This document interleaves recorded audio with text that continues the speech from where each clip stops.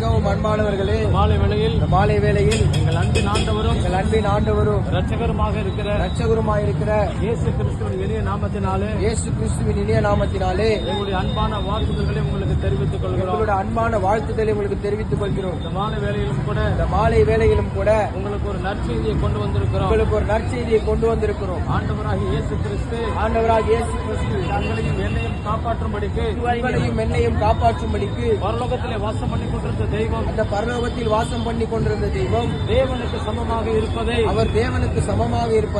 கொள்ளையாடின பொருளாக எண்ணாமல் தன்னைத்தானே வெறுமையாக்கி அடிமையின் ரூபம் எடுத்து